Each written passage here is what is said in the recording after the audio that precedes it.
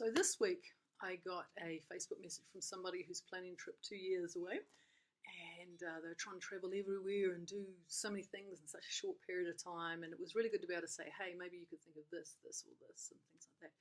So this week on our little blog here, what we're going to do is talk about how to plan your trip, because the more you plan, the better it is. Now, maybe you're the type that goes to a resort, sips a drink, reads a book for a week. To me, that's utterly boring. More adventurous type.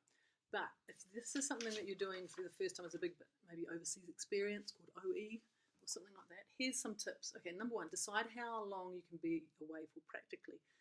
Obviously, if you've got kids and you're dumping them and running away, it's not going to be very long. We only get a few weeks in a year to do our holidays with.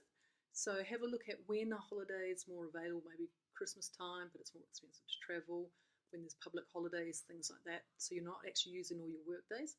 Also, if you might want to go somewhere, say, for 6 weeks, because it's so far, maybe approach your boss and just explain what you're going to do and request time for leave without any pay. So that's a couple of options. So look at practically. Now, 6 weeks on the road is a really, really long time, I'm telling you from lots of experience. Especially if you're backpacking and things like that. So, but just have a look at it. How long can you practically be away from home for? So that's number one. Okay. Number two, decide where you want to go. Okay, you can't do everything. So this young girl that I was chatting with this week, she was saying she wanted to go to like 6 different countries and really spread apart and all that type of thing. And I tried to explain getting visas is a bit impossible for some places and things like that. So just think about where you want to go, and you're better off to do a few things well. Now, I'm going to talk more about this in the coming weeks, but really you can only do a few things in a day. So just think about what were some of the things. If you had a bucket list, and it's always good to have a bucket list, all the places you want to go and things you want to do, what's your priority in there so you make the most of it. The last thing you want to do is come back from a holiday totally exhausted, but you do want to come back with amazing memories. So that's number two. Number three is your budget. Now, this is the really, really big one. You've got to look at your biggest expenses will be your flight, your accommodation, and food.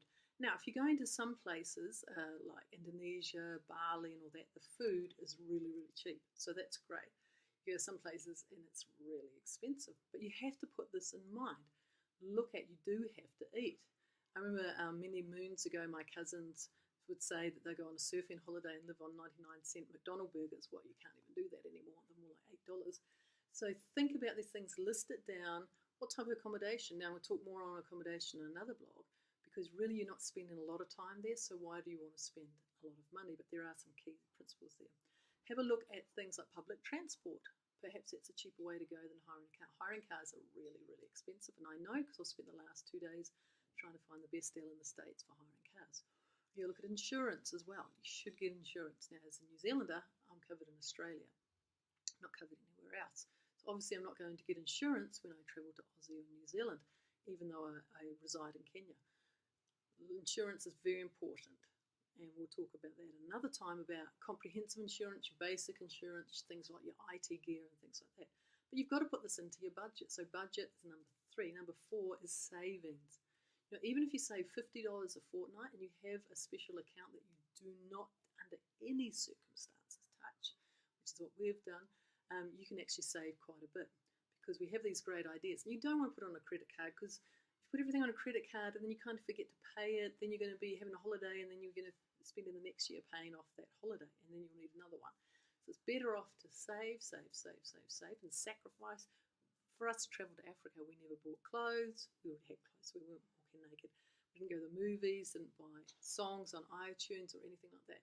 We really had to make sacrifices. Saving is important to be able to do what you really, really want. So that's number four. Number five, this is the important one, is using search engines. Okay, search engines save you a lot of time and also a lot of brain power. Okay, but you've got to dedicate some time to go. So I use Webjet as my big one that I use, because Webjet covers New Zealand, Australia, US, and UK.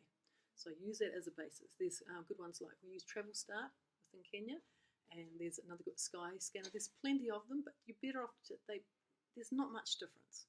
Okay, there are cheaper days to fly on. That's why you get it, so you can do like not just on a specific day, but a couple of days either side. Use those search engines, and then what I do is I go to the airline. So I might go to Emirates, Etihad, whoever is offering the flight that I want to go on, and see if I can get it cheaper that way. Now, you might only save $20, but you do that every time, and it sure adds up. So that's what I do. I use a search engine first, because I already know the dates, and I already know my budget, which is usually really low. And then I'll go to the airline site, and if I'm not a frequent flyer, one of their members, whatever, because it's usually always free, always make sure I join up, because those points accrue. So one of the ones I'm with is Emirates, and they do really good flights from Kenya and things like that. But now, they never used to do it, but now you can use your miles and cash to pay for a flight. So a recent flight I got from Auckland to Sydney only cost me $80 because I used some of my points, which was really, really cool. So that was way better than paying $200 for a flight. So do those things. Become a member of the airline. Even if you think, oh, I'll only do it once or twice, it's well worth it, because you can always unsubscribe from their newsletters. That's the worst part about getting it. You go, well, I'm not going to be flying for a few years. But becoming a member, the points do add up. And often they'll give special deals to members. So do that one. Join up for it. Have a look on their airline. See what specials there are. Of course, there's going to be more expensive times of the year to travel than others, which we'll talk about in another blog as well. So that's your 5 things to deal with. Number 1, how long can I be away with? What do I really want to do? Budget, money. Okay, so that means you've got to save. And number 5 is using search engines to your advantage. So go and have a play with them. Even if you're just thinking, oh, it's going to be a couple of years before I travel, start now, start saving now. Because once you start saving, then you'll start dreaming about where you want to go. You have a great week, and we'll talk again. Bye.